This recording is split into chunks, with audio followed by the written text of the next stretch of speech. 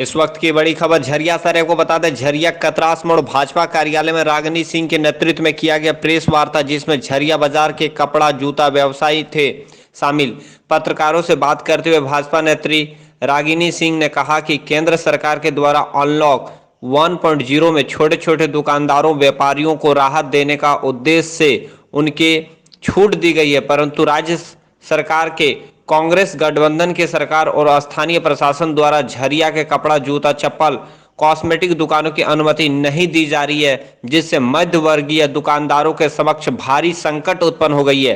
राज्य सरकार से हम लोग मांग करते हैं कि सभी दुकानें जल्द से जल्द खुलवा दे ताकि इस सभी की समस्या दूर हो सके।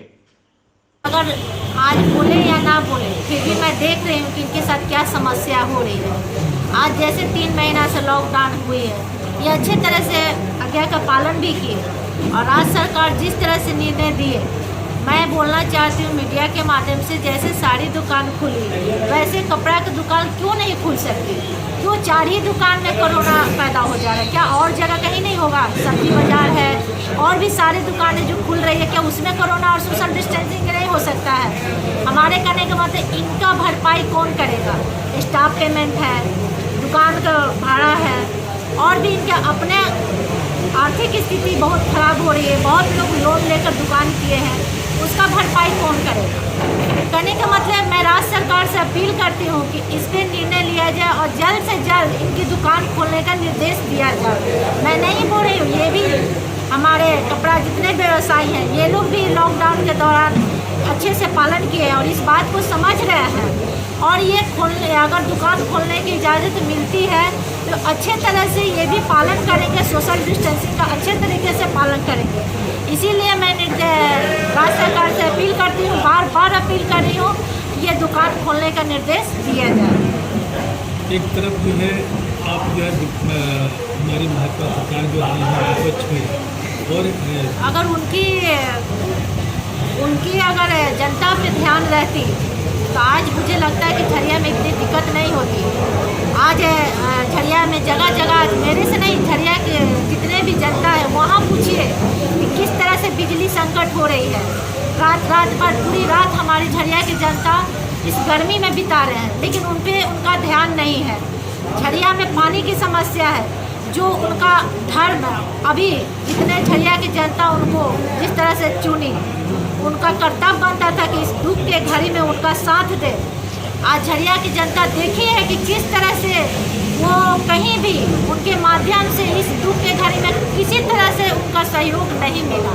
झरिया में आज झरिया में जिस तरह से बिजली की समस्या है, पानी की समस्या, उस पर ध्यान देना चाहिए। हमारे कपड़ा व्यवसायी का दुकान खुल रहा है, नहीं खुल रहा है, उनका भरपाई कैसे होगा, उनका पालन पोषण कैसे होगा? उनको इतने सारे समस्या हो रही है, मध्यम परिवार जिस तरह से तड़प रहे हैं, उन पर ध्यान उनका रहना चाहिए। ये झरिया की जनता पे ध्यान नहीं है, उनका ध्यान है काटा पे और सोर्सिंग पे, कहाँ से मेरा रंगदारी है, कहाँ से लूट फसार करे, उसमें ध्यान है, लेकिन झरिया की जनता पे ध्यान नहीं है, झरिया की समस्या पे ध्यान नहीं है। उनका तो विशेष हमें समस्या ध्यान देखना चाहिए। देखिए, देश के कल्याण के लिए हम हर कदम में साथ हैं, लेकिन देश में भेदभाव की जब बातें होगी तो हम लोग उसका विरोध करेंगे। आपके कलम में ताकत है, आप हमारी आवाज़ को ऊपर तक पहुंचाएं। देश में भेदभाव की भावना नहीं होनी चाहिए, सबको एक साथ लेकर एकता का परिचय देना चाहिए। बस इतना ही मैं कहता हूँ। अभी आज कॉन्फ्रेंस किया है, इसका क्या उद्देश्य क्या है आज का? इसका सबसे बड़ा है कि 1 तारीख से पूरे देश में देखा गया है 95% नज़र उड़ाएं तो हर व्यापारी वर्ग अपने अपने व्यापार कर रहे हैं, लेकिन हमारे राज्य सरकार में क्या मालूम ऐसा क्या कौन सा नियम इन्होंने लागू कर दिया है कि आपको दुकान खोलनी है, आपको नहीं खोलनी है। मैं आपको खाली आदेश दे रहा हूँ, आपको बता नहीं सकता क्यों नहीं खोलनी है, आपको क्यों खोलनी है। ऐसा नहीं होना चाहिए।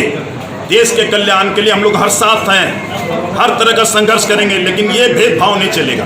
या तो लॉकडाउन करना समूचा बंद कर दें, देश में कर्फ्यू लगा दें, हम लोग ठीक है, देश का कल्याण है, हम लोग साथ रहेंगे, लेकिन ऐसे नहीं। हम लोग कोई दुकान खोलने जाने चाहिए, हम लोग भी अपना जीविकोपार्जन करें। हमारे जो मजदूर हैं, हमारे साथ दुकान में कर्मचारी हैं, उनका भी पेट भरे।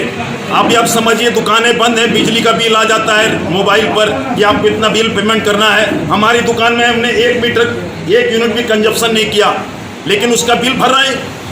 आपको पैसा लेना है तो फिर बाद में लें, ये कहाँ का भी इंसाफ है? अरे लॉकडाउन में हम लोग को मदद करनी चाहिए, लॉकडाउन में तो आप शोषण कर रहे हैं, ऐसा शोषण ठीक है?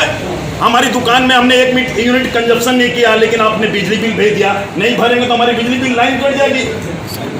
इधर देखेंगे। ऐसे में आप राज्य सरकार से क्या मांग क्या कर रहे हैं? राज्य सरकार से कहते भेदभाव की नीति खत्म करें।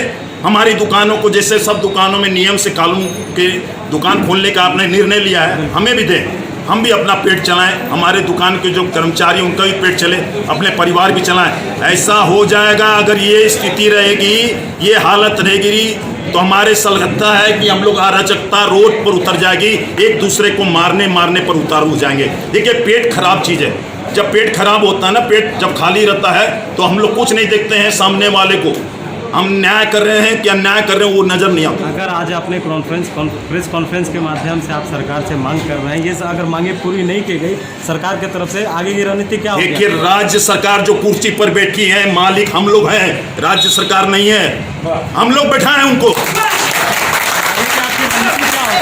अगर राज्य सरकार हम लोग की बातें नहीं मानेंगे, हम लोग सड़क पर उतर जाएंगे, उनको दिखा देंगे हम लोग की एकता कैसी है, उनको कुर्सी से नीचे उतार देंगे।